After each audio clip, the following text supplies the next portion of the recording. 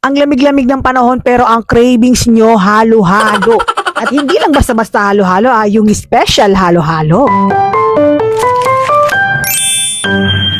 Kakahanap nga ng special halo-halo ay napadpad kami dito sa may tapat ng Del Monte Heights, sa may barangay Kaypian sa Del Monte, Bulacan. Super lapit nga lang niya dito sa may Star Mall at sa may La Concepcion College. Pero mo price starts at 100 pesos ay special halo-halo na yun. Ang special nga dito is yung yellow pa lang nila ay meron ng flavor at malasa na, hindi yung matabang lang. Lahat ng special halo-halo nila ay merong ice cream sa ibabaw at merong slice ng leche flan. At pinaka nagustuhan ko pa dito ay hindi sila nagtitipid sa mga toppings, lalong-lalo na sa cheese. Yung cheese kasi yung nagbabalance nito para hindi siya maging ganun katamis. Pero yun nga ang nagustuhan ko dito sa N Grande Special Halo-Halo, hindi siya sobrang tamis, hindi nakakaumay. Lasang-lasa mo talaga yung flavor na mapipili mo. So itong bestseller na avocado nga yung tinry ko at grabe sa yellow palang lasang-lasa na talaga yung avocado. Walang boring na part sa halo-halo na to, special talaga siya. Flavorful din yung mga ice cream na nasa ibabaw niya. Talagang mauubos at masusulit mo bawat patak nito. Perfect na perfect to ngayong malapit na rin ang summer. Alam niyo kung ano pa ang pinakamaganda dito, available sila sa Food Panda kung tinatamad ko yung lumabas. Tapos ipollow nyo na rin yung FB page nila na nakatag sa video na ito para updated kayo sa mga available na flavors at mga price range nila. Medyo na-worry nga ako sa inuwi namin kasi akala ko tatabang na kapag nalusaw. Mas lalo para siyang masarap pag medyo natunaw na siya kasi mas lalong lumalabas yung flavor ng ice cream at yellow niya. So no worries kahit magpa-deliver kayo kasi hindi naman magbabago yung lasa niya. Highly recommended ko na subukan nyo na rin ito mga ate ko. Go!